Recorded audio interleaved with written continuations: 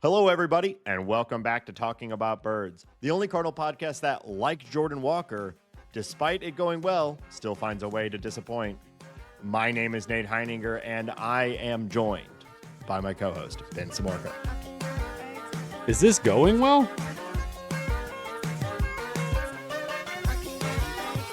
If you have an idea for the opening bit, text or leave us a voicemail at 848-48-BIRDS. Yeah, but, I guess remember the show's good now, right? We're saying the show's good now.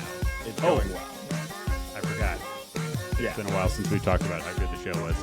You're right. Yeah. The show's good. You're welcome, everyone. It's 2025. The Cardinals are good, and the show is good?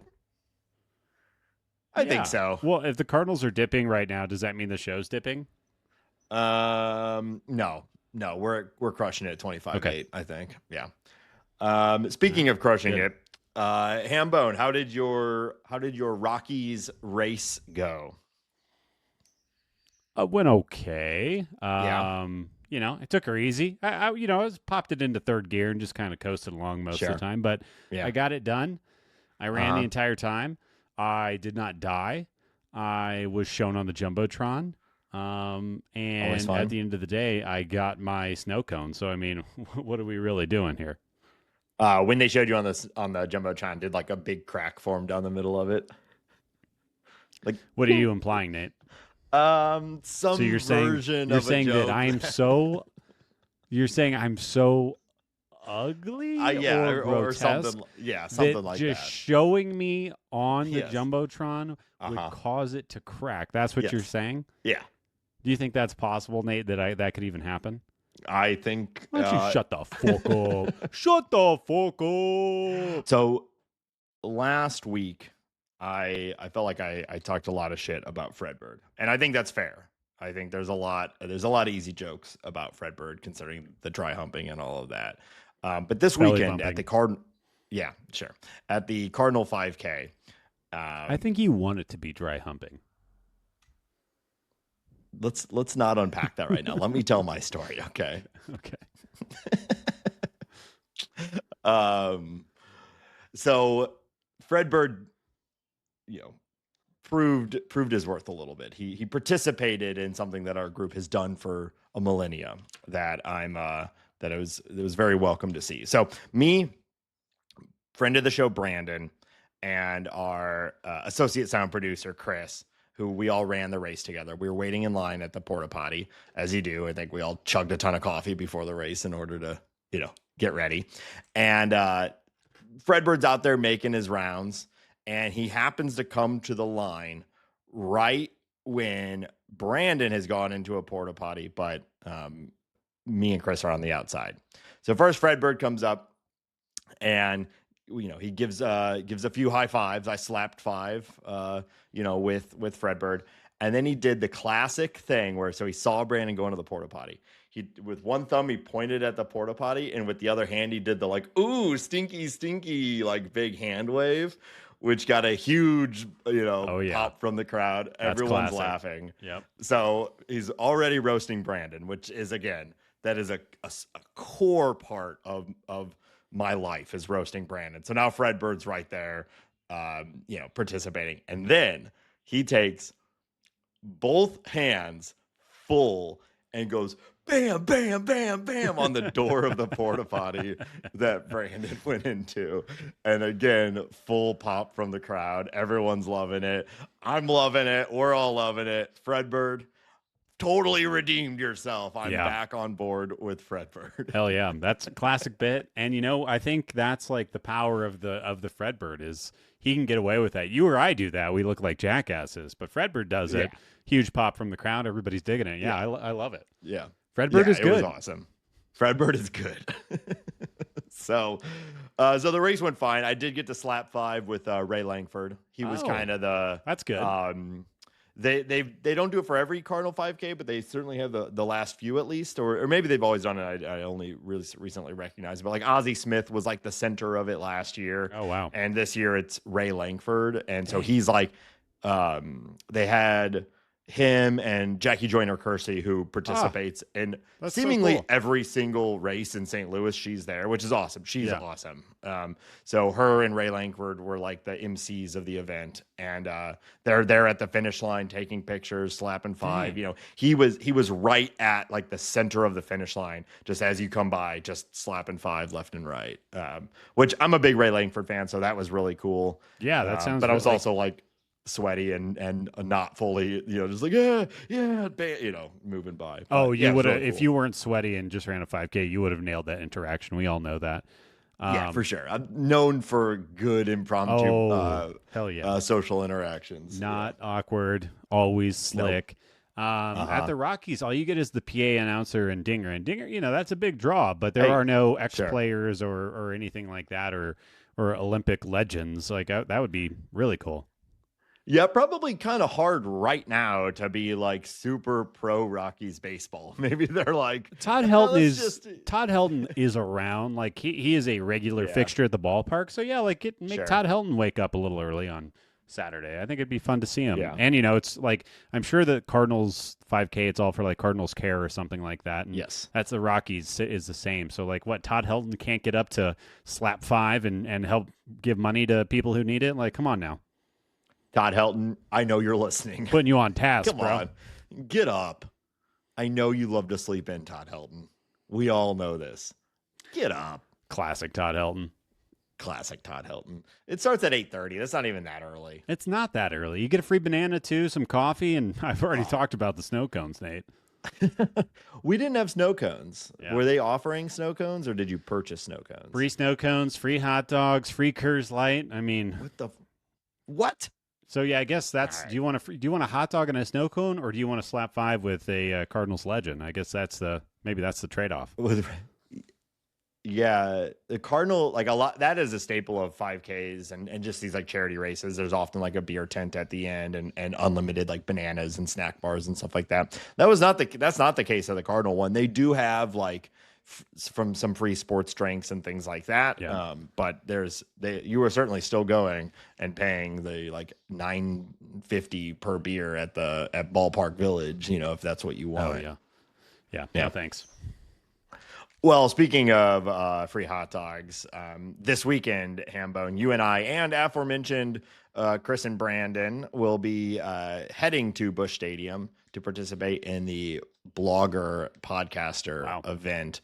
Gonna catch up with a bunch of good friends too. I know Jake, C70, Kelsey. I think we're gonna have a pretty good crew, which will be really fun. It's a cool event that the Cardinals put up every year. This will be our second year in a row participating, so I'm pretty excited about it. Yeah, I think obviously in the Cardinals blogger world, there's all these cliques and everything like that, and rival gangs and all that. And I think being a part of the bad boy, kind of the edgier. Oh, right. We're the bad boys of Cardinal podcast. Just being able to roll up there. I'm going to slick my hair back, bring my leather jacket, and I don't know, give John Mozeliak a wedgie or something like that. Yeah, snap at him, sing at him a little bit. Tie our hands together with switchblades in the other hand. No, I'm super looking for. I cannot wait to be in a room full of our people and nerds and awkwardly ask John Mozeliak if he thinks we're cool. Hey, John, do you love me? Why are you leaving? Why are you leaving? Why Is it something I said? You? I promise I'll stop doing the impressions. Just come on our show. I've been thinking about what to ask him. I know you and I will do a little bit of planning before we head out. I'm expecting it'll be a blend of what are we doing right now? Like the Cardinals. Yeah, he'll like address us or whatever, and then we'll have time for questions. Yeah. Yeah. I'm assuming the questions will be a blend of like, what are we going to do to continue winning this year? And also some legacy type questions, which I'm sure he's getting a lot right now as he looks towards the second half of his last season as the Pobo. Sure. But it's always a good event, and looking forward to seeing some of the people that we see and read and listen to on the show a lot that we only get to see like once a year. So yeah, absolutely. So we will, have our coverage of that next week, and maybe we'll do some video stuff and whatnot. So keep an eye out on the socials. Let's get into the news of the last week. The Cardinals are dipping a little bit, which was bound to happen. They were playing at an incredible clip, and it was unlikely, I think, for them to win at that rate just the rest of the season. So this was bound to happen. But we've got some newsworthy stuff to talk about, and we'll talk about some of the play as well. Ben, what do you want to talk about first? Yeah, I'll start with, I think, the big news of the last week or so. Jordan Walker goes down on the 10-day IL, retroactive May 29th, with left wrist inflammation. And the Cardinals have selected Ryan Vilade from Memphis, an outfielder who's having a decent season in AAA, to replace him. I think to start on the Jordan Walker side of it first, it's just, we were talking about it. He was just kind of starting to pop a little bit. He was kind of starting to do Jordan Walker-y things, and he wasn't walking, which is interesting because of his namesake. But he was hitting the ball hard. He was, obviously, we've been praising his outfield play all season, but it was starting to come together. And then, of course, derailed almost instantly 2 weeks into, or a week into his little hot streak with this wrist issue. I would say I'm not hyper concerned. The fact that it was one of those, they were kind of wait and seeing on it. They didn't put him on the IL immediately. So I would suspect that if he even has a minor league at bat after this, it'll be a very short stint in AAA before he comes back up. So mostly a bummer that it kind of takes his momentum away from him and the way things were going. But we get to see a young player who is mildly interesting, and hopefully Walker comes back. And, I guess really, if I want to speak like broad scheme, it does kind of solve one of the funny issues the Cardinals have had recently, and that's how do you get somebody like Gorman and Burleson at bats in the same lineup? So, it solves that problem. But obviously, I would much rather watch Jordan Walker continue to develop and hit balls extremely hard. Yeah, well, that had been kind of the discussion from the very beginning, that we have this log jam, but eventually someone's going to get hurt, and we'll be glad to have these guys when that happens, and the log jam will take care of itself one way or another. I think we were all kind of assuming or hoping it wouldn't be one of the guys we're really prioritizing getting at bats, a la Jordan Walker, who would go down and provide some of that clarity. But it is what it is. I do think, like you said, all signs indicate that it is a short-term thing. I think that's further highlighted by the selection of who comes up. If it was something more serious, I do think we see a Sajaci or something like that coming back. But because it's supposed to be short-term, Vilade has been playing well at the minor league. Let's give him a shot. Let's give him a little bit of time while while we've got it. And then it's an easy decision to send him back down once Jordan Walker comes back up. At least that's my assumption. Yeah. Yeah. And I think, yes. But also Vilade he's earned this a little bit. He's got a 125 WRC plus down there in AAA, which isn't the easiest thing to do. He's walking almost 13% of the time, which is great. He's not striking out a ton. And he's hitting a little bit of power. This is a guy that he was in the Rockies minor league system and then's kind of been kicking around. So I think it's cool that we get it's not a debut. He debuted back for the Rockies. I should have known that. Come on. But seeing this guy get a little cup of coffee, we'll see what happens. I'm not expecting him to like Wally Pipp, Jordan Walker, or anything like that. But I think he should get a shout out, and he earned it, and we'll see what he's got. 100%. So I don't mean to discount it, because I don't think he gets this shot at all if he's not also playing well at the minor league, right? They're not just calling him up for nothing to just, take some empty at bats. Like he has certainly earned it. But I think as far as the depth chart of the Cardinals, he's not the next man up as far as a long-term position goes. No. Unless he crushes in this little cup of coffee, this little window, and then, we reevaluate. I think it'll be interesting to see who gets starts in the outfield, Ryan Vilade or Jose Barrero, because Barrero has been a bit of a ghost on the roster. Yeah. Like, I feel like we have seen him very, very few times over the past week or so.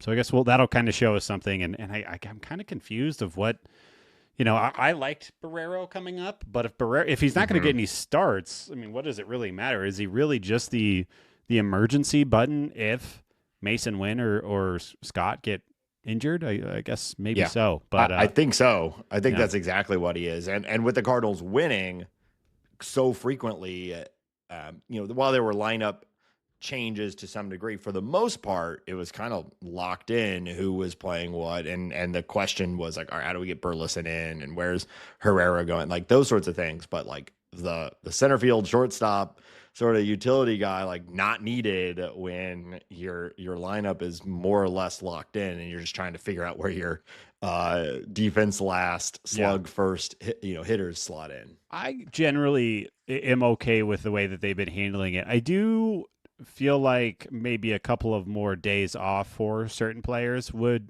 go a long way, and I feel like maybe we're riding guys a little too hard right now.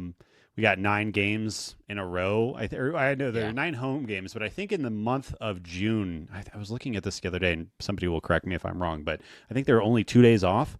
So maybe we'll see a little bit more Barrero and a little bit more time off. And I just think keeping these guys fresh, especially these young guys who don't have a ton of major league experience behind them, like it's okay for them to ride the bench a day and get them fresh. Hopefully your pitching and the rest of your offense can kind of keep the team afloat. But I wouldn't mind seeing a little more of that going forward. Yeah, I imagine this is one of the trickier parts about managing a team, in particular a young team, where I'm sure every one of those guys is a put me in coach kind of guy. Sure. Like I'm 22 years old. I'll play every single game. I don't care, Right. And you really only have a couple guys like Arenado and Contreras and whatnot that are probably waking up a little stiff right now just from everything. Oh, can you imagine waking up and being Victor Scott? That must feel amazing. I didn't tell you this before the 5K. I woke up and my left foot was throbbing. And Nate, I have absolutely no idea what I did. Nothing happened. There was no injury, impact, anything like that. I took 3 ibuprofens before the race because I no idea. I just woke up with foot pain and I'm like, wow, what an old bitch I am. I couldn't believe you got old foot. You got old foot. It's a classic. I'm going to have to amputate after this race. I'm going to race on this stub. We'll chop it off and then I'll have a new life after. Modern technology, it might be an improvement. Robot foot. Yeah. Maybe I could get one of Dinger's feet, dinosaur foot. Seems great idea. Don't let anything I'm about to say hold you back from it, because I think you'd look great with a big purple triceratops foot. Thank you. I think that's exactly what you need. I think it might impede the running aspect, but I don't know. Dinosaurs are fast, right? So maybe maybe it'll make you faster. Yeah. Makes sense to me. Mm-hmm. Mm-hmm. Mm-hmm. Mm-hmm. I forgot what we were talking about. Good luck. Yeah. Cardinals signed Tyler Matzek to a minor league deal. So the bullpen roulette continues. Now, this is a minor league deal. He's going to have to prove it, but he is a big league veteran. So I expect, assuming health and some degree of effectiveness at AAA means he'll be riding the train at some point, or the bus or whatever, the taxi squad or whatever you call it, at some point soon. What's your expectation for this guy? Yeah, I mean, he's a guy that's got, he's from the left side. He has a highly effective fastball. It's basically his pitch, real fastball heavy pitcher. And it's been very successful for him at times. He's got a really interesting story. He was with the Rockies, and that went so poorly that he decided to quit baseball, which I'm sure some people remember this story. And then Walt Weiss, who was Rockies will do that to you. The Rockies will wear you down. Walt Weiss was the manager of the Rockies at that time. Walt Weiss then became, I think he was a bench coach for Brian Snitker and the Braves. Walt Weiss kind of convinced him to get back into the game. He started throwing 98 again. He became a Brave, and I believe won a World Series with the Braves. Is for second year back in the big leagues after being out of the game for a while. So it's a cool story. I believe in his fastball, and he hasn't been super effective this year. He's been a little wild, which is also part of his game. But I think that he's one of those guys where he hears the right coach or he makes the right adjustment, and he could be a high leverage reliever. I'm not putting any money on that, but he has the tools, and he's not that old. The fastball's still fast. He was averaging with the Yankees almost 95 miles per hour on his fastball, which is essentially what he was doing when he was a Brave. So, let's see what he has. And obviously, we'll talk about some of the issues with our pitchers. So bringing in more arms is something I'm always pro. I will also note for the 75th time this season and off season that David Robertson is still a human being and is still sitting out there and is still unsigned. And I don't understand why the Cardinals and or 29 other baseball teams have not gotten this guy. He's been, I would think I was arguing like a year ago that he's a borderline Hall of Famer from a relief pitcher standpoint. Like, I don't get why he is out there. Yeah, but, I don't like it. I always assume there's just something we don't know.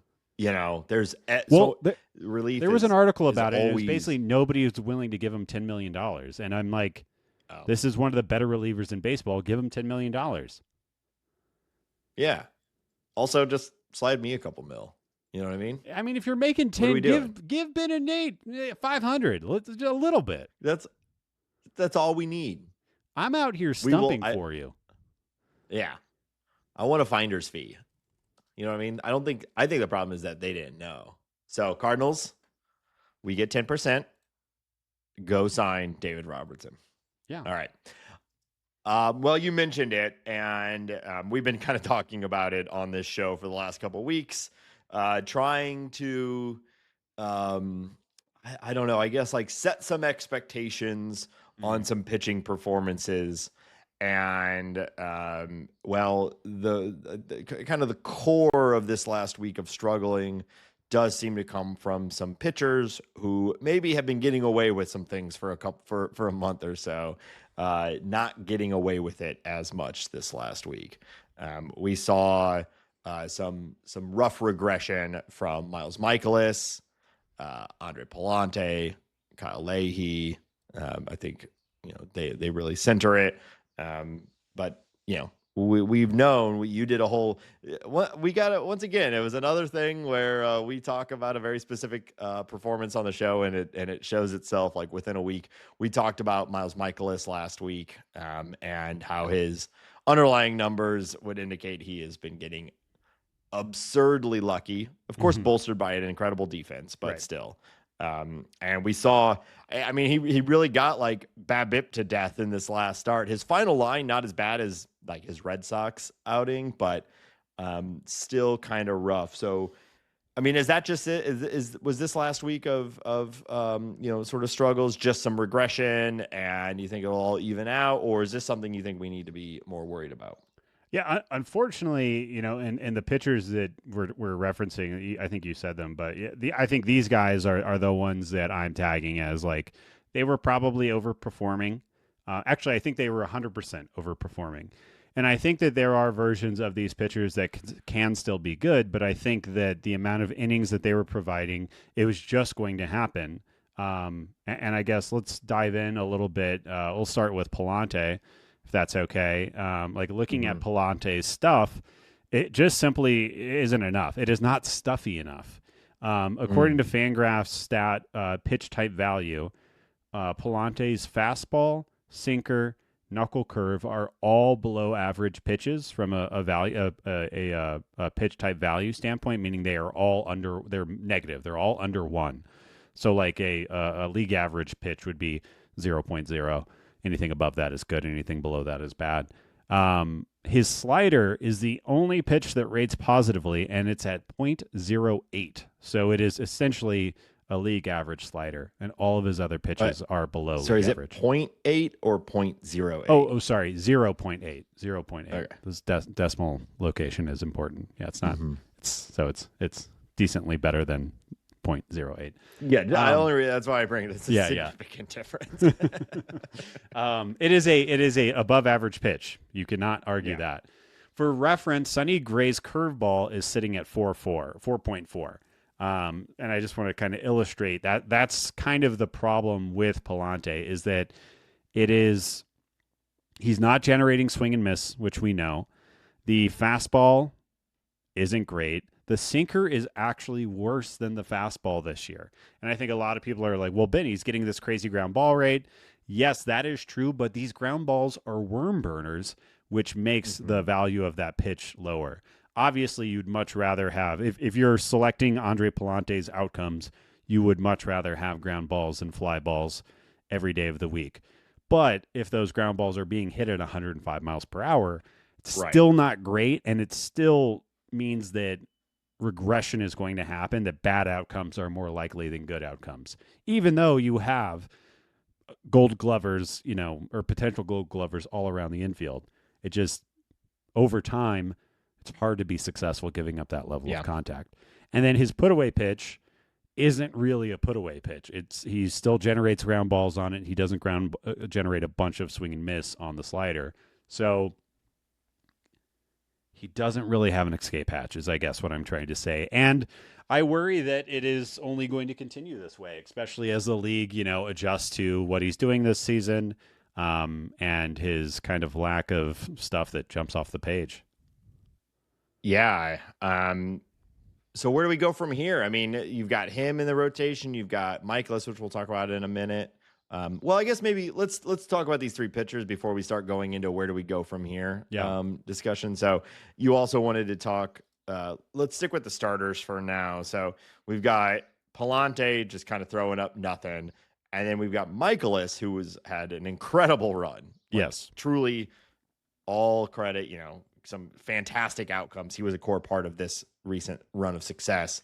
But we could see it coming. Like what he was doing was not fundamentally different than what he's been doing for the last year or 2 years or 3 years even.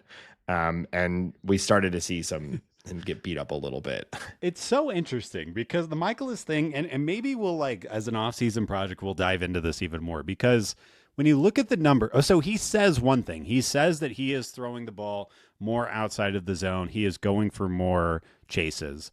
If you look at his metrics, his plate discipline metrics, you don't see evidence of that anywhere. It is all looks consistent with his career, with earlier this season, last season. So I wonder if there's something that the stats are missing, or if I'm not watching the starts close enough, or if it's eyewash from Mikolas just trying to rationalize why he's had this string of luck. I don't really know what it is. But looking through his numbers, I'm just trying to find something that is making this make sense. Unfortunately, I found something that went the opposite direction.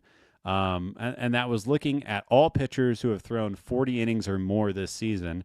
Miles has the 5th worst fastball in MLB according to Stuff Plus. Almost every pitcher in baseball throws a fastball, so that basically puts him. It's one of the worst fastballs in baseball, just period, and one of the worst pitches in baseball, which is period. The good news is he only throws that pitch 28% of the time, which is one of the lower fastball rates in baseball. The bad news is he throws it almost 28% of the time. It's still it's like a third of if it's one of the worst pitches in baseball. I mean, does he just need to go up there and just be true 100% junk baller? We're just never throwing a fastball ever again, and we're just wheeling and dealing and hoping you get confused by all this breaking stuff, because where do you go from there? It's probably not getting better, right? Like, I don't know. When you think about a normal pitcher progression, his age, what he's been doing forever, probably not seeing a big improvement to that fastball coming.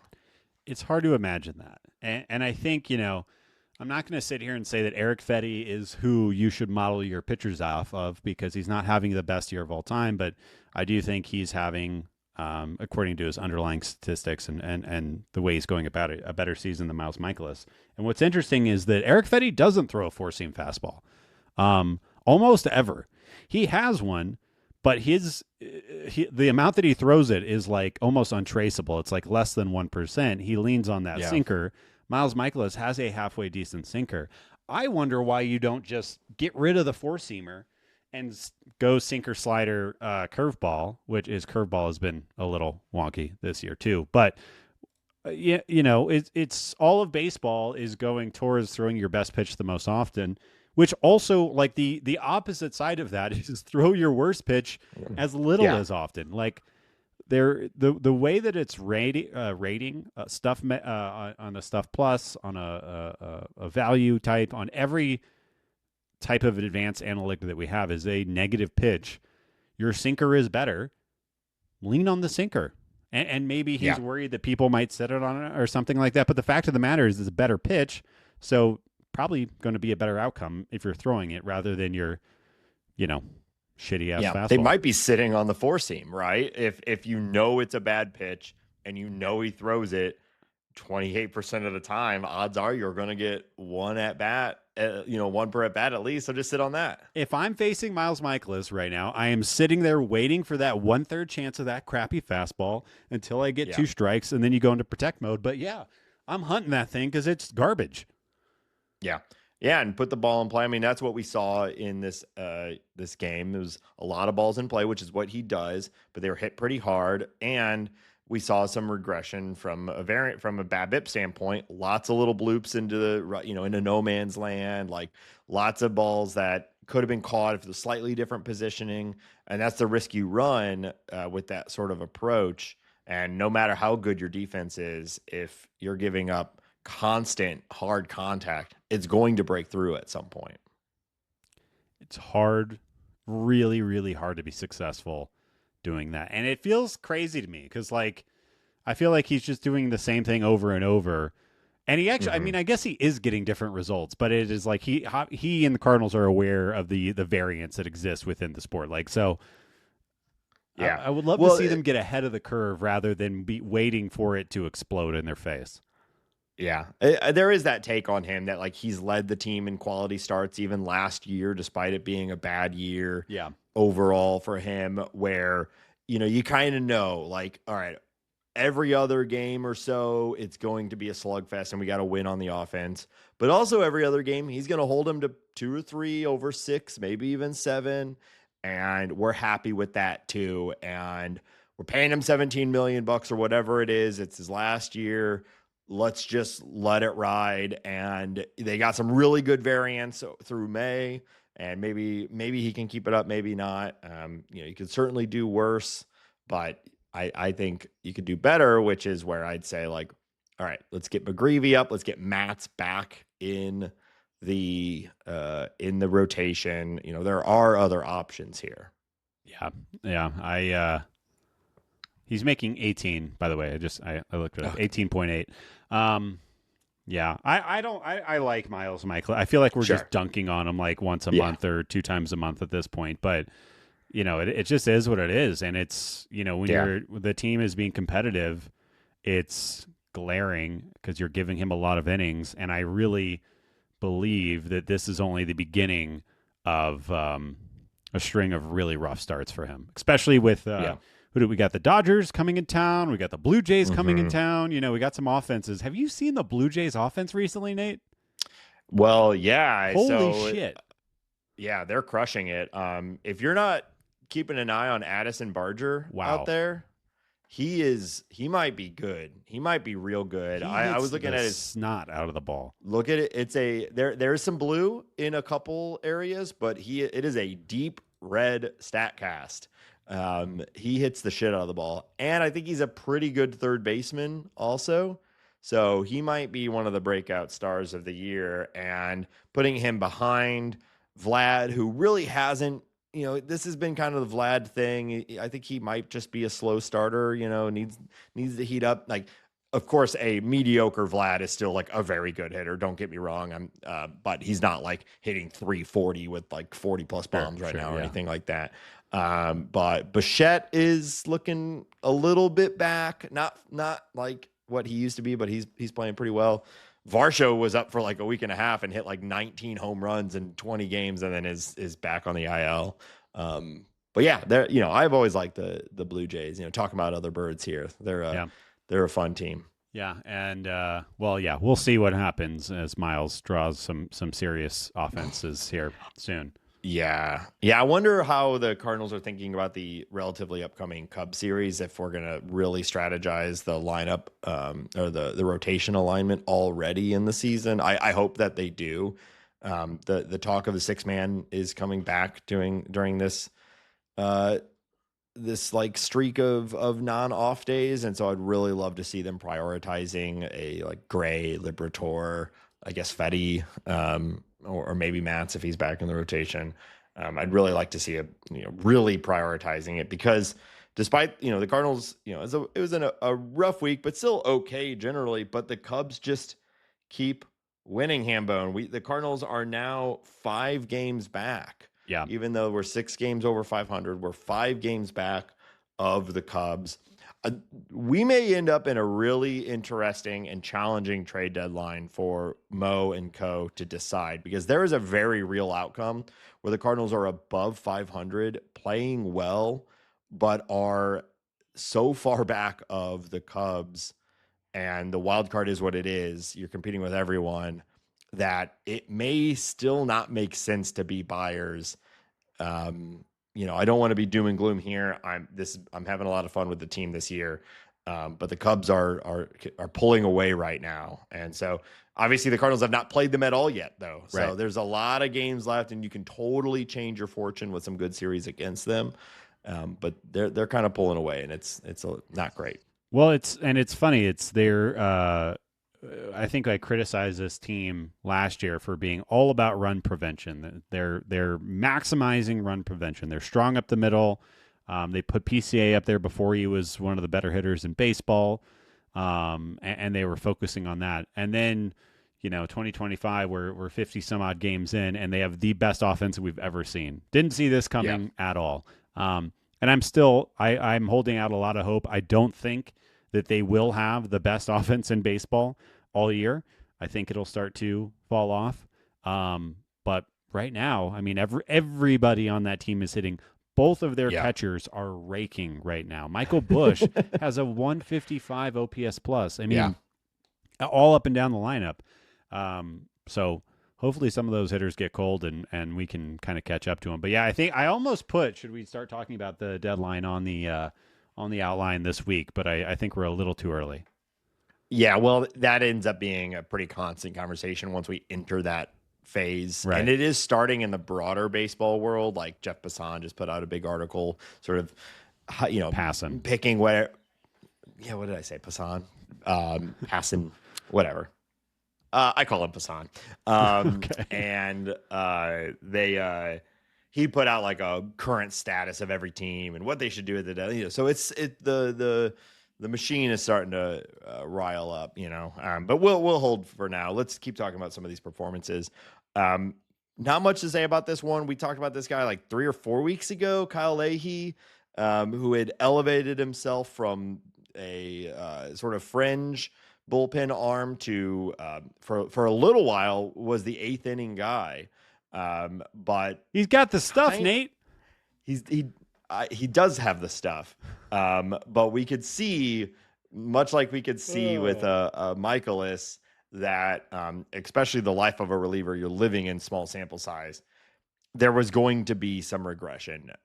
Most relievers don't carry a sub 1 or even sub 2 ERA through the whole season. Like, they're going to get hit at some point. And we've seen that happening. I think the Cardinals have even recognized that happening. He is, we're seeing Phil Maton and Jojo Romero, who are both throwing the ball really, really well, have basically taken back those positions in the bullpen. And Leahy is back in sort of a 7th, 6th, game is close, but not necessarily getting like hold situations anymore. So, the results were incredible while they were happening. This is the life of a bullpen arm. I hope that he can find it, but he's giving up too much hard contact, and we saw it in the game last night too when he came in and he was a part of the complete explosion from the Kansas City Royals and, what was ultimately a pretty depressing loss when the Cardinals were up like 7-2 at one point to lose 10-7. Man, I was watching the game, and then my lovely wife and I went out for dinner, and I was like, oh, great. I'm not even going to really I put my phone on Do Not Disturb, enjoying the dinner. But when we were finishing our meal, I was like, oh, I'm going to check the Cardinals game. I could not believe the explosion that happened. And the game was still going on. It wasn't even over. What a disappointing loss that was. Yeah, I mean, Kyle, I want him to be good. I only want good things for Kyle because that means good things for the Cardinals and all that. But he is just not striking guys out, Nate. Over the last 7 appearances, he only has 3 strikeouts. And you can't really do that at the back end of the bullpen or really in the bullpen in general anymore. Right. You have to be striking people out at a higher rate than that. Outside of that, he's like looking at his kind of pitch metrics and everything like that. He's wildly inconsistent. Some days his fastball is great. Some days it's terrible. The slider has had an extremely wide variance. And I think the curveball has been pretty solid for the most part, but he doesn't really use that as much as he uses the slider. So everybody touts him, or at least Brad Thompson touts him for being a 5-pitch pitcher. I feel like we're kind of handing out this advice of like, throw away those other pitches, just focus on your good pitches, throw them often and strike people out more. All 3 of these guys give me the heebie-jeebies. It's a complicated problem to solve, especially for someone like a Leahy, and a Pallante, who are still young, and you can project growth and development and an evolution of their the way they attack hitters. Like, they still have plenty of time to get better, right? But for a team, so you kind of want them to like, well, it's not a good pitch right now, but a 5-pitch pitch, like, that's very valuable if you have 5 effective pitches, and it takes practice to get there. But also, you are a competitive major league team that's trying to win ball games right now, and it's not really the best time for someone to be learning on the job at the major league level, which is where you're coming from with the, like, just throw the ones we know that work. Well, right? Also, when you're throwing 1 or 2 innings a night, a couple of times a week, how the hell can you keep 5 pitches in order? Yeah. Like. How do you keep your hand? Which one am I throwing? Where'd my hand go? Nate gets it. Right? That's exactly what they say. If you listen to the field mics, they say that. Where are my hands going? Where my hand go? But you look at Sonny Gray, right? And he's got 5-6 pitches, and he makes a start. And if one of those pitches aren't working, he just scraps it and throws a different pitch. If his curveball's not working, he throws the slider. If that's not working, he throws the changeup or the fastball. Whatever's working for him that night. If you're Kyle Leahy, you can't do that. You can't. You can't do that. Kyle, stay away. That's good. Yeah, it's complicated because I guess you say, like, throw him in the bullpen, practice there, and then take a shot at it real quick, and if it doesn't work. But as a bullpen guy, especially when you're in that position like Leahy is now, where you're often coming in the middle of an inning and you've got guys on or something like that, it's really not the time to be practicing. It's really just the time to focus and throw what you've got that that works. It truly is not the time to be practicing. I could not agree with that more. Well, fortunately, like I said, we are seeing some resurgences. Phil Maton, Jojo Romero. Maton has been fantastic. Both of them, really. I think they both have been crushing it. Maton, though, you're right. Like, we talked about him, was it 2 weeks ago when we did the StatCast game? He's leading the team, and a lot of baseball and a lot of underlying metrics around chase rate and whiff percentage and things like that. Things that really, really matter to a reliever or to a pitcher in general. He's doing really, really well at. So that's pretty awesome. I am curious about what the Cardinals intend to do with Maton as far as his long-term value to the team, because he's young enough where you might say, okay, like, this is a guy we want to hold on to, or we'll hold this conversation for later, but maybe it's time to kind of, regardless of where you are in the standings, maybe it's time to capitalize on some of that excess value of a $2 million pitcher who could be the closer for probably a bunch of teams that are hunting for closers, or a Helsley, and you feel comfortable with Maton there, Yeah, absolutely. There's that article going around of there's a we don't know who, but there's a rival GM who's apparently very mad that the Cardinals are playing very well this year because he was really hoping to acquire Ryan Helsley and some of the other pieces that the Cardinals have. So, blow us out of the water, dude. No one's nailed down. I think, if you're the Cardinals, you have to feel that way. But I'll allude to some of my thoughts that we'll talk about in the future. But I think you can trade Ryan Helsley and still not totally tank the rest of the season. So I think there's a way to thread that needle. The Brewers tried it and got a lot of shit for it with the Hader trade. Oh yeah, a few years ago. I'm not saying it's going to be a popular move. The you may remember. I've been watching the Boston Red Sox documentary on Netflix, and they famously traded Kenley Jansen. But then also acquired Danny Jansen, which confused everybody. And I'm not saying the Cardinals should go do that, but I'm just saying there is a way to do that. And if you trade a Ryan Helsley and you promote a Phil Maton into that closer position, maybe you can have your cake and eat it too. Sure. It also begs the question, how much are you going to get? Well, we'll talk about it later. We don't need to talk about it now. Yeah. Let's touch a little bit on the offense. You want to talk about Nolan? He is in a bit of a slump right now.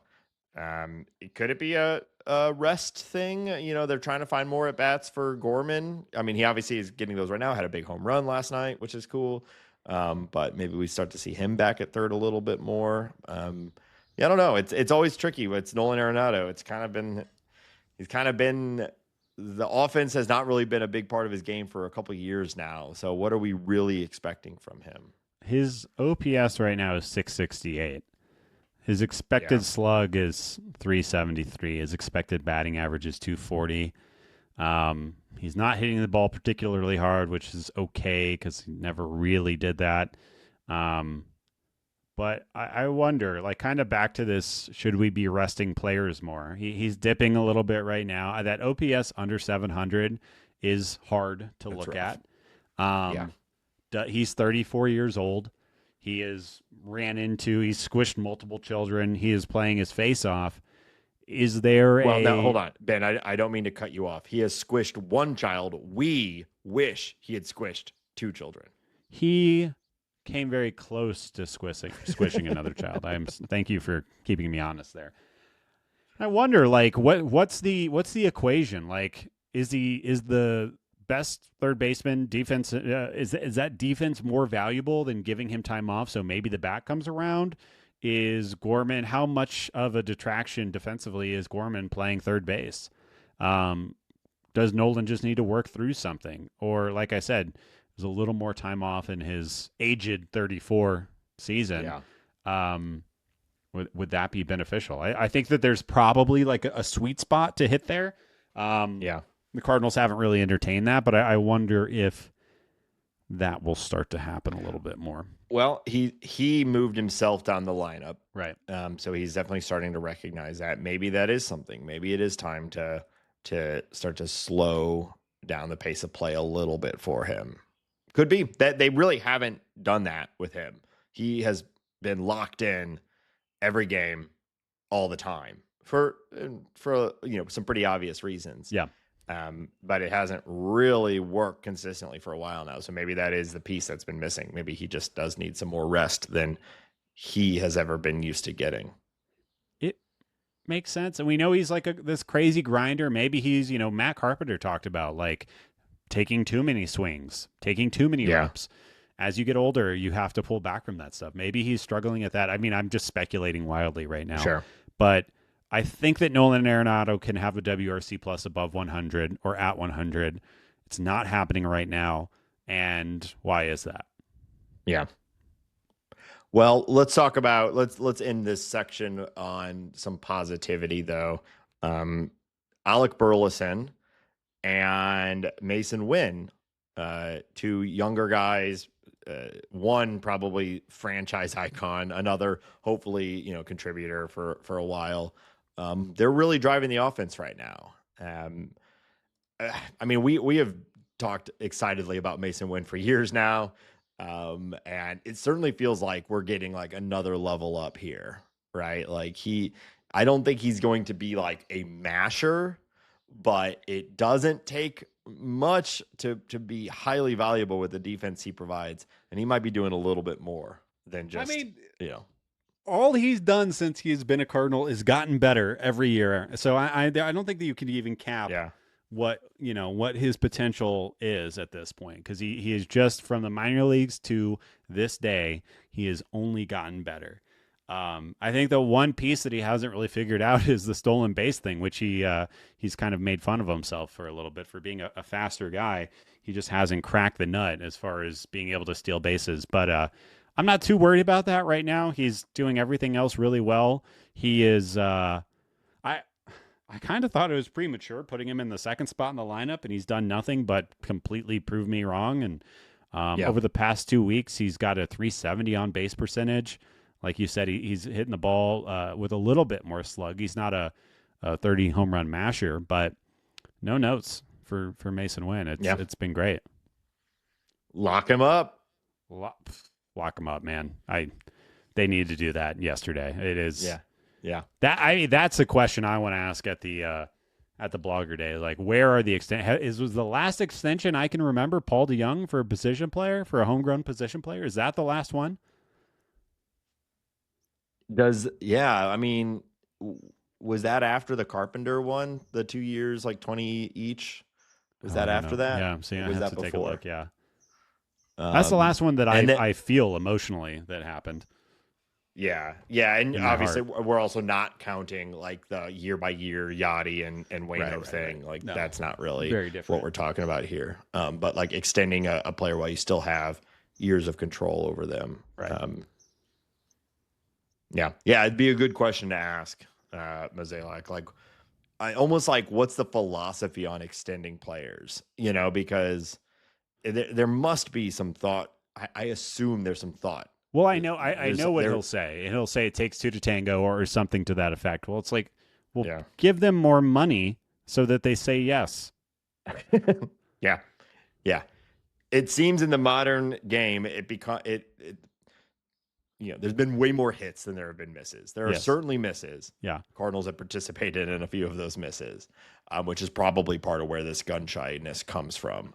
But you look all around baseball right now. So much of the dynasties that have been running are full of extended young players. Yeah. And I mean, if you don't feel confident in what Masyn Winn, Brendan Donovan, and Lars Nootbaar are doing, then I don't know what you're looking at. Those to me are the three most obvious extension candidates. But maybe we'll get something from old Johnny Mo. Maybe. And just to again say, Burleson has been a center part of this offense now, which is great. Kind of repeating my take from last week, but we had kind of criticized the purpose of having an Alec Burleson on this team. And we're seeing it right now. You primarily play against right-handed pitchers. He crushes them. There you go. Yeah. When you want it, doing the outfield thing while Walker's down, so we're going to have to watch that. But it makes it a lot easier to watch when he is hitting the shit out of the ball. So we'll take it. And I don't think Burleson has a long-term position on this team. But right now, let's go. Yep. All right. Anything else you want to talk about from the last week of play for the Cardinals? That Victor Scott play in center field last night against Jac Caglianone's screaming liner was very, very nice. Very, very nice. I'm very excited about Jac Caglianone. I think probably most people who follow baseball and follow prospects and whatnot are, and it's kind of fun that he's a Royal. I have sort of a love-hate relationship with the Royals, but you gotta love welcoming him to the big leagues with an 0 for 5, and one of the balls he crushed being denied by your young maybe future star player. Yeah, that was a lot of fun. Yeah. All right, we're going to talk about the upcoming series, touch on some league news, and play a little game. But before we do that, we want to remind everybody that this show is listener supported on Patreon, patreon.com/talkingaboutbirds. If you appreciate the show, the time and effort that it goes into it every week to bring it to you consistently now for 172 weeks straight, which is insane. Yikes. We have not missed an episode. Consider joining the Patreon at patreon.com/talkingaboutbirds. Tons of different perks, things like that. Check them out. But if you subscribe, you do get access to the private Discord. We call it the Bird Scord. Tweet. A lot of chatter in there right now. I know we have some of the other bloggers and podcasters in there as well. So we've been talking about, meeting up this weekend. A lot of fun. Great place to be to get away from the noise of the current terrible social media environment. We also appreciate people who leave reviews on their favorite podcast platform. And of course, tell your friends and your family. Now's a great time to hop on board to the show. Hambone, where else can people find us online? Yeah, come check us out on all of those socials that people love so much. We're on Blue Sky. We are on Instagram. We have a TikTok. Come click our faces over at TikTok. You can listen to this show on Spotify if you prefer. Rate and review us there. The video uploads of these podcasts now exist on YouTube. You can come watch our gums flap around on YouTube for an hour. You can also listen to the audio there if you prefer to do that, you freaks. You can find all of the podcast information, t-shirts, and more at talkingaboutbirds.com. If you want to email us, you can reach out to us at talkaboutbirds@gmail.com. And of course, as always, you can call us and leave a voicemail or send us a text message to 848-48-BIRDS. That's 848-482-4737. All right. Well, Hambone, what a time to play probably the best team in baseball right now. I know they've had their issues, and we will talk about them a little bit, but at the end of the day, this team is quite good. And so we've got the Los Angeles Dodgers coming to St. Louis for 3. I think we talk about the Dodgers probably more than any other team outside of the Cardinals on this podcast. It's kind of hard not to. They are star-studded. They're a huge topic of just like the parity in the game. It's, you can't go very far without hearing about the Dodgers. So I think probably most people know what the Cardinals are getting themselves into this weekend with Ohtani and Betts and Freeman and Teoscar and Will Smith and Hyaesung Kim, who's playing really well. Yep. Max Muncy has been a big topic because he got contacts and he's wearing glasses now. He's wearing glasses. Yeah. Nerd ass. And so it's just the offense is incredible. It is feels like a cheat code. This feels like a team that you jam the force trade button on, like MLB The Show or whatever, to create. And they're just really, really good. Yep. So hopefully the Cardinals can keep them down just enough. They've lost games. They've certainly lost games. But it's probably going to come more from taking advantage. Wins are more likely going to come from taking advantage of the one part of the team that they've struggled because of injuries, which is their pitching. Yeah. Almost all of their starters are on the IL. But the ones that are still there are pretty good. And their bullpen has also struggled. So what are you expecting out of this series against the Dodgers? I just think it bears repeating that they currently have Tyler Glasnow, Roki Sasaki, Emmett Sheehan, Blake Snell, Gavin Stone, and more on the IL from the starting pitching. Mm-hmm. So just insane. What am I expecting? I'm worried about the Yoshinobu Yamamoto start. He is having a Cy Young caliber type season. Yes. But to kind of look at this as a more positive outlook is that this team is not perfect. Baseball is hard. Teoscar Hernandez is not swinging the ball or the bat particularly well right now. Michael Conforto has kind of had a poor start to the season.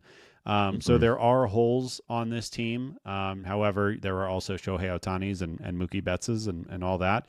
But I think something to look forward to is the fact that their bullpen has not been great. Tanner Scott kind of stinks right now. I was watching a Dodgers game earlier this week, and he doesn't know where the ball is going. And it seems very likely that the Dodgers are just going to let him stay out there and figure it out.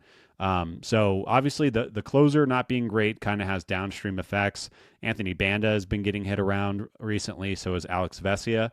So I think if the Cardinals can do that thing that they've been doing and that's making those starting pitchers throw all of the pitches that they possibly can. Look at that Michael Lorenzen start against the Royals. Get those pitch counts up, get into that bullpen. I think that you can have a successful series here. It's not going to be easy. We're going to see some very, very good starting pitching still, which is unbelievable with how many injuries they have. But this team is they got the Tommy Edmonds, they got the Hyosung Kims, they have these young, speedy, athletic guys. They also have Shohei Ohtani, and Freddie Freeman. So, but yeah, I think that there's a path, and they could be a lot better than they are right now. So the Cardinals might be catching them at the right time. Yeah, so we should see Ben Kasparius as a starter. So if you haven't looked into this guy, you should. He's been in the bullpen. They're starting to stretch him out maybe. His underlying numbers are incredible. So this might be another guy that we all know his name by the end of this year. Yoshinobu Yamamoto and then Dustin May. So though their rotation has been, crushed by injuries, those are three very good pitchers. And we'll be throwing out Sonny Gray, Eric Fedde, and Andre Pallante. So at least, the Gray against Kasparius, it'll be an interesting matchup, I think. And so hopefully they can survive against the other two.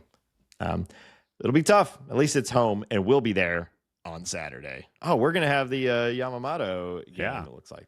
That's nice. Tommy Edmonds going to get a huge pop, right? People are going to be excited about that. Yeah. I wouldn't be. He'll get one of the bigger ones. I think that just returning players get. He's a fan favorite, and he's playing well. So Kelsey might explode. Did you? Yes. Did you see that? I saw it going around. The White Sox fans are trying to do for Luis Robert what Philly fans did for Trey Turner a few years ago. I haven't seen this.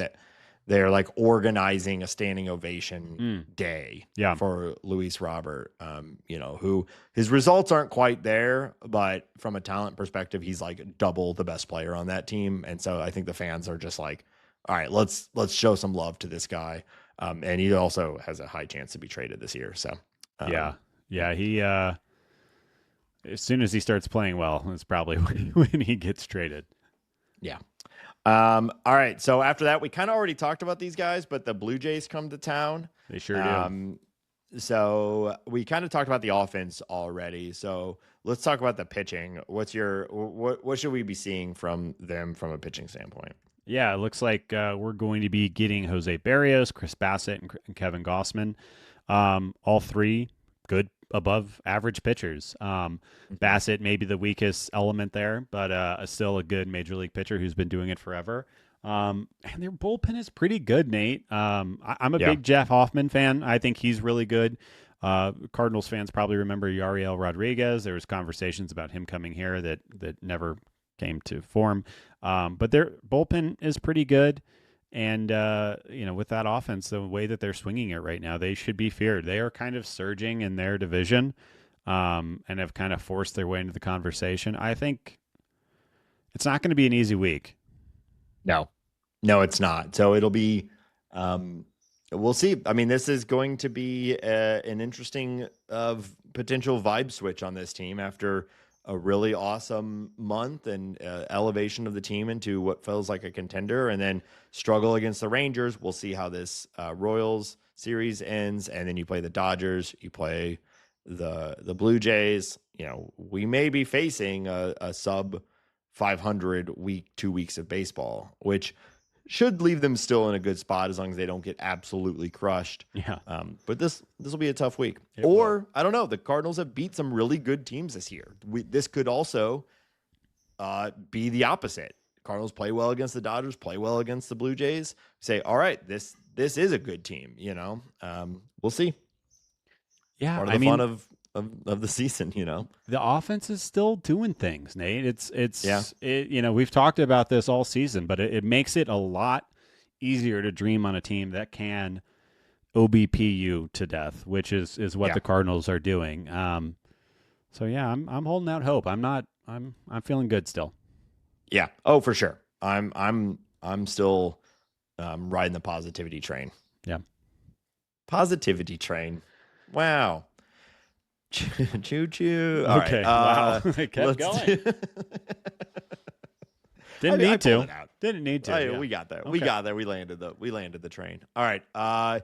Let's talk about some league news. What's going on around baseball? What do you want to talk about, Hambo? Yeah, your Diamondbacks, Nathan, plays Corbin Burns on the 15-day IL with elbow funkiness. He got a medical review from a doctor that he didn't trust, so he is getting a second opinion on that. You never like to hear the second opinion. That's never an indicator of a good first diagnosis. No, it's not. And I hate this for so many reasons. I hate this because he's one of the better pitchers in baseball.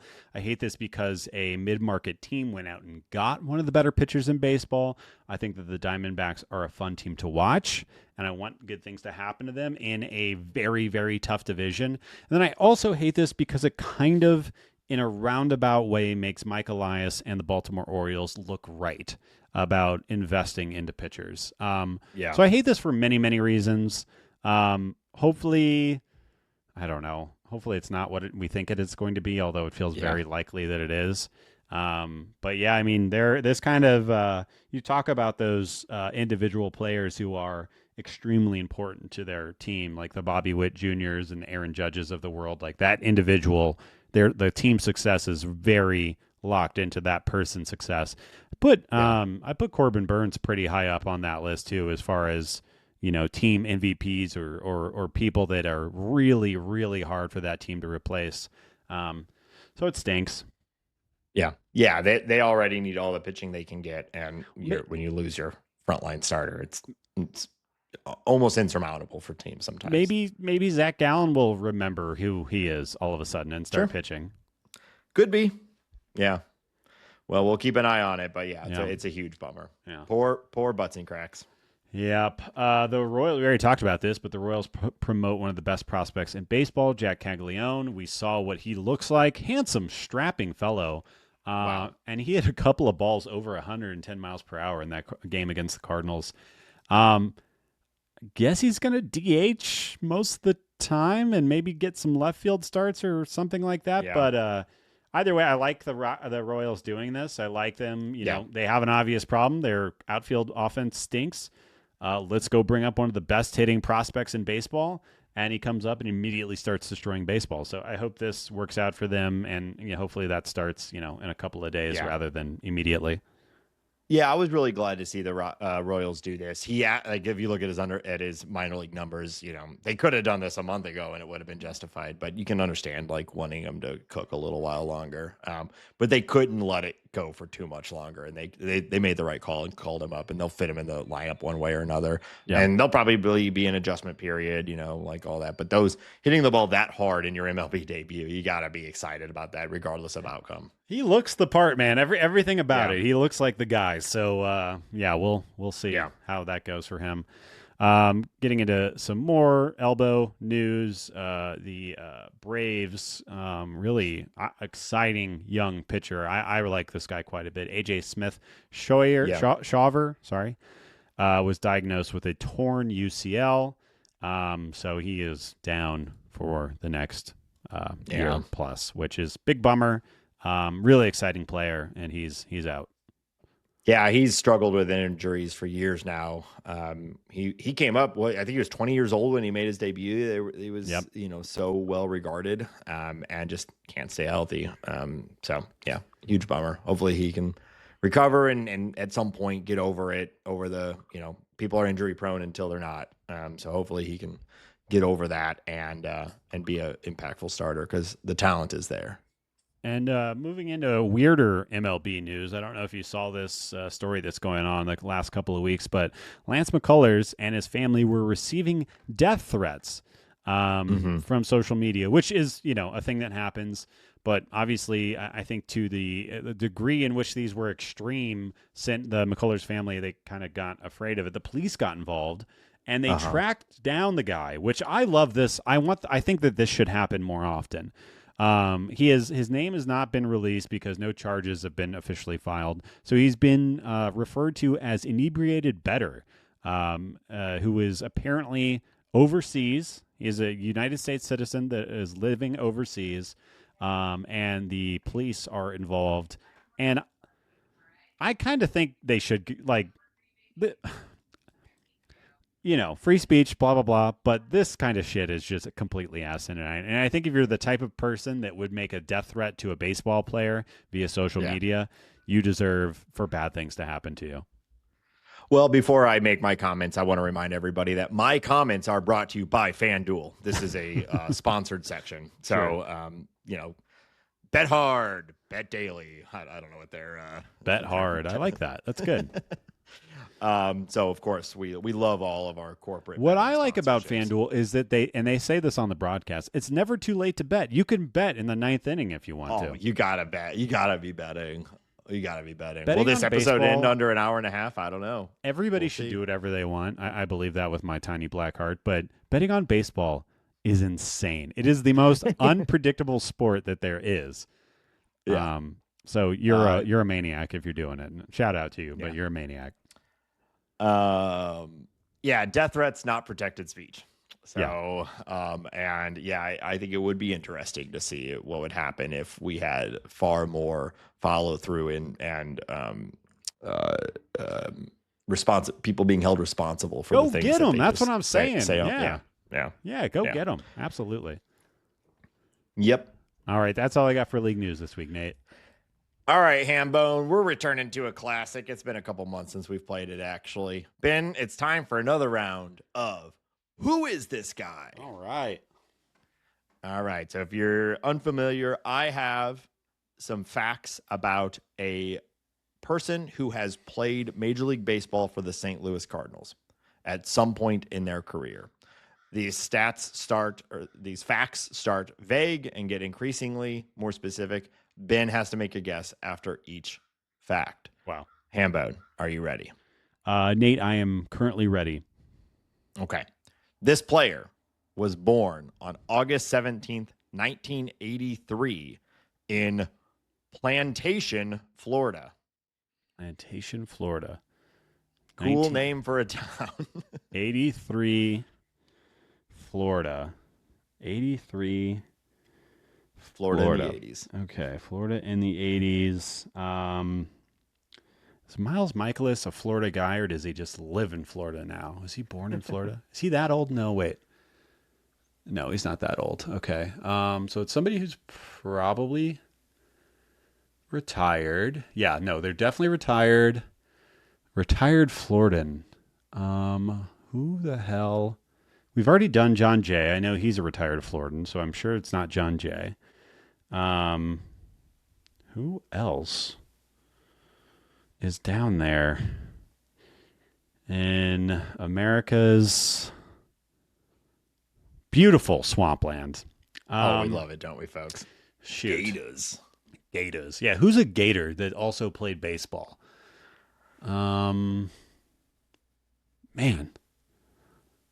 Yeah, I'm not coming up with anyone. I'm going to take a wild guess and say, I don't think this age lines up. I'm just going to say Matt Morris. Is he a Floridian? I don't know. That is not correct. Is it Floridian? Is that how you say it? Well, Floridian, yeah, I think so. Okay. A Gator. I think Matt Morris is older. I bet. Yeah, I think he is too. Yeah. All right. This player played for, in no particular order, St. Louis, Houston, and the Chicago White Sox. St. Louis, Houston, and the Chicago White Sox. Okay. St. Louis, Houston, the Chicago White Sox. Who has I'm trying to think for who. There's not a ton of players that have played for St. Louis and the White Sox. Who am I thinking of? Jermaine Dye didn't play. Too old. I'm just trying to think of White Sox players now. Luis Robert Jr. Yeah. No. I will say, Hambone, I don't want to give you too much here, but this is a pretty obscure one. But I know you know who this guy is. Yeah. But if you can, see if you can pull it or not. Juan Uribe. Sometimes I go big player, you know, that everyone knows. We're in the depths here a little bit, but I know you know this guy. No, I know this guy. Yeah, man, I'm trying to think of. it's always hard for me to like. I feel like when you tell me the team names, I'm like Charlie Day in that season or that scene, and It's Always Sunny with the yarn all over the place on the wall, trying to connect the dots. But it's really not. Well, while you think of it, let's go to the phones and see if any listener has the guess.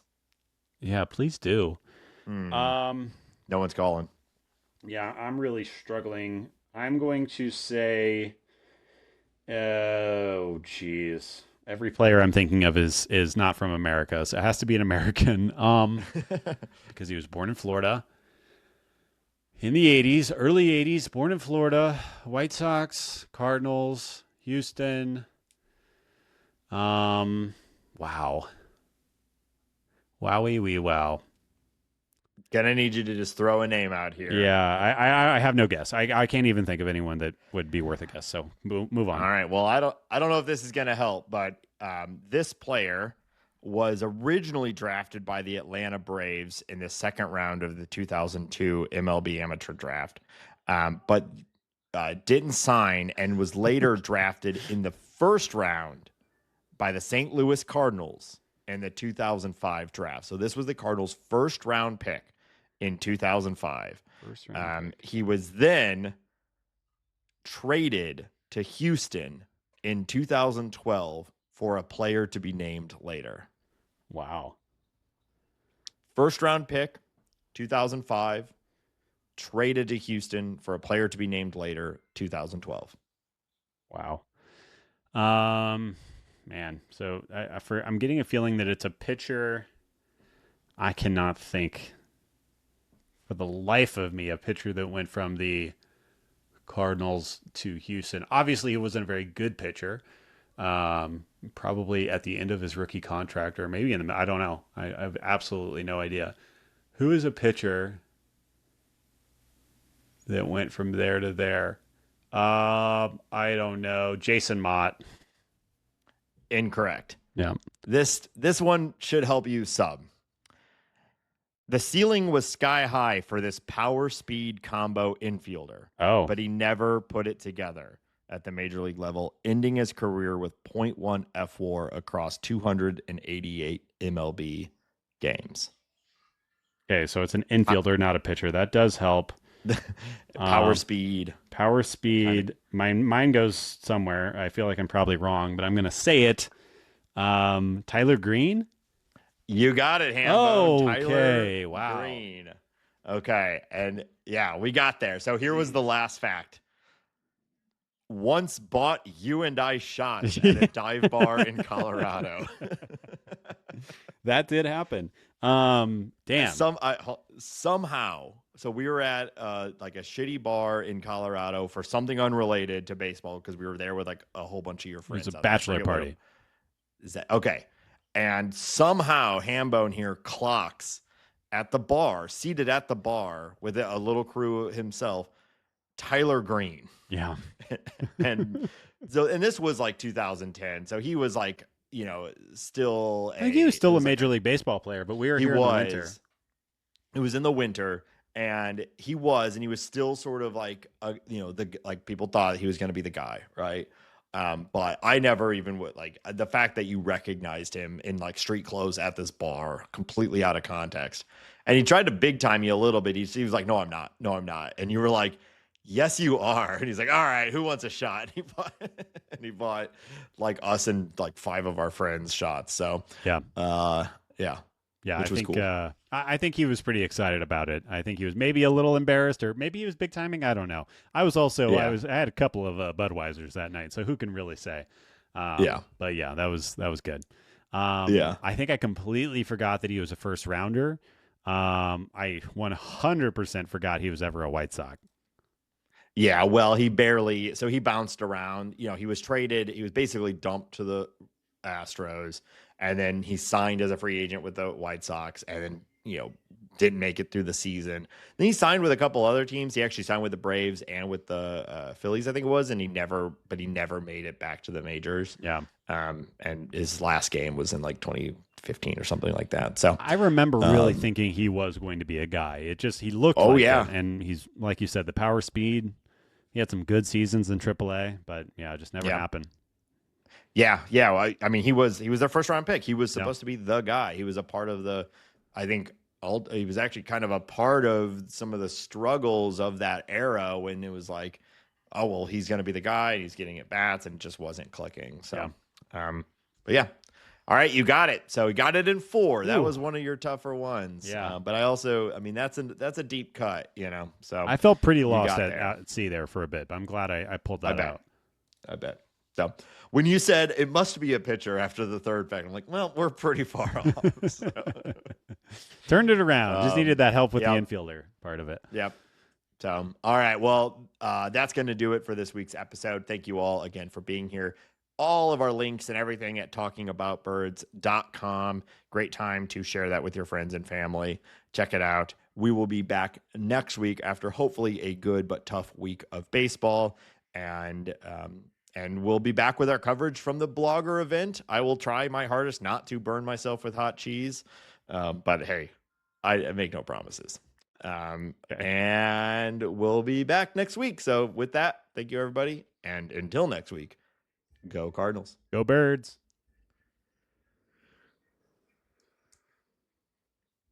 All right.